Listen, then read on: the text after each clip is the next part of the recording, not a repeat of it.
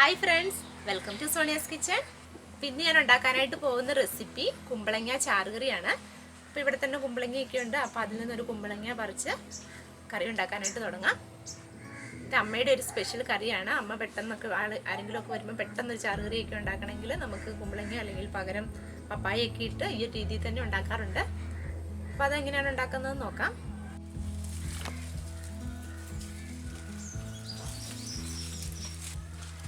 ഒരു കുമ്പളങ്ങ മുറിച്ചെടുക്കാം.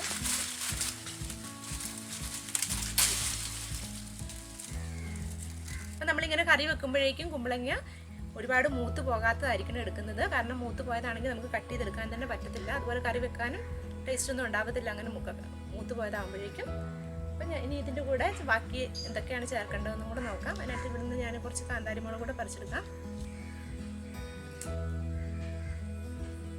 മൂത്ത് നോക്കി കുറച്ച് മുളക് പൊടി ഞാൻ പറിക്കുന്നുണ്ട്. അപ്പോൾ ഇത്രയും മുളക് മതിയാകും കറിക്ക് ചേർക്കാനായിട്ട്. അപ്പോൾ ഇതെല്ലാം ഞാൻ അതിൻ്റെ രണ്ട് സൈഡും ഒന്ന് കട്ട് ചെയ്തതിന് ശേഷം കീറിയെടുത്താണ് ഇത് നാലായിട്ട്. ഇത് തൊലി കളഞ്ഞെടുക്കാം.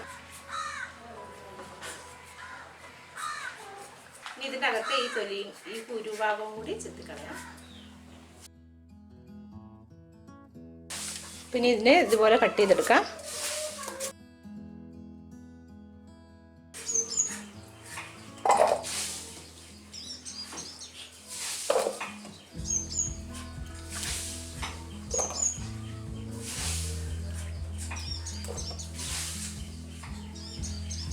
അപ്പോൾ കുമ്പളങ്ങ കട്ട് ചെയ്ത് കഴുകിയെടുത്താണിത്. ഇതിൻ്റെ കൂടെ തന്നെ ചേർക്കാനായിട്ട് ഒരു ചെറിയ പീസ് മാങ്ങ കൂടി എടുത്തിട്ടുണ്ട്. അതും ഈ ഒരളവിൽ തന്നെ ഞാൻ കട്ട് ചെയ്തെടുത്താണ്. ഇത് രണ്ടും കൂടി കുക്കറിലേക്ക് ഇട്ട് കൊടുക്കാം.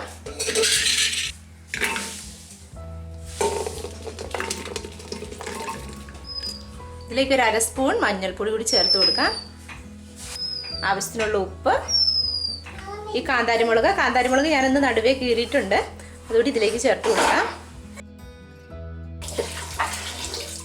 വെള്ളം കൂടി ഒഴിച്ചു കൊടുക്കാം. പിന്നെ കുക്കറിലായതുകൊണ്ട് തന്നെ നികക്ക് വെള്ളം ഒഴിച്ചു കൊടുക്കണം, എങ്കിലേ അത് നന്നായിട്ട് വെന്ത് കിട്ടത്തുള്ളൂ. അപ്പോൾ ഇനി ഇത് വേകാനായിട്ട് വെക്കാം.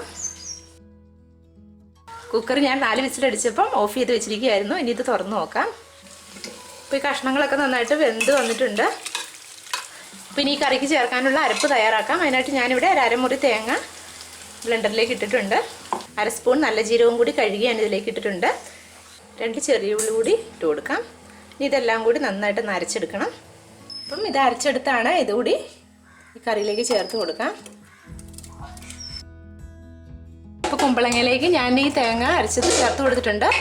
ഇതൊക്കെ നന്നായിട്ടൊന്ന് തിളച്ച് വരണം. ഇത് ഈ തിളച്ച് വരുന്ന സമയം കൊണ്ട് നമുക്കിതിലേക്ക് ചേർക്കാനായിട്ടുള്ള കടുകും കൂടി താളിച്ചെടുക്കാം. അപ്പോൾ അതിനായിട്ട് വേറൊരു പാന് ഞാൻ അടുപ്പിൽ വെച്ചിട്ടുണ്ട്. പാൻ ചൂടായി കഴിയുമ്പോൾ ഇതിലേക്ക് കുറച്ച് വെളിച്ചെണ്ണ ഒഴിച്ചു കൊടുക്കാം. എണ്ണ ചൂടായി കഴിയുമ്പോഴേക്കും കടുക് ഇട്ട് കൊടുക്കാം.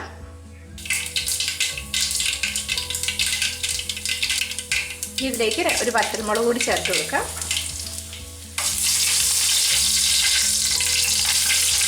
അതിൻ്റെ കൂടെ 1/2 കപ്പ് ചെറിയ ഉള്ളി ഞാൻ അരിഞ്ഞെടുത്തിട്ടുണ്ട്. ഇപ്പോൾ ചെറിയ ഉള്ളി ഇല്ലാന്നുണ്ടെങ്കിൽ പകരം നമുക്ക് സവാളയാണെങ്കിലും ചേർത്താൽ മതി.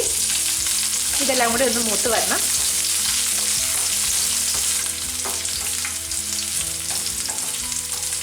മൂത്ത് വന്നതിലേക്ക് 2 കറിവേപ്പില കൂടി ഇട്ട് കൊടുക്കാം.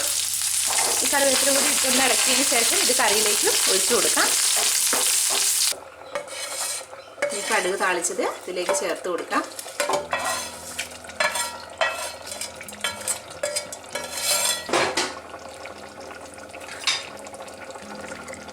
നമ്മുടെ പെട്ടെന്ന് ഉണ്ടാക്കിയെടുക്കാവുന്ന ഒഴിച്ചുകറി തയ്യാറായി.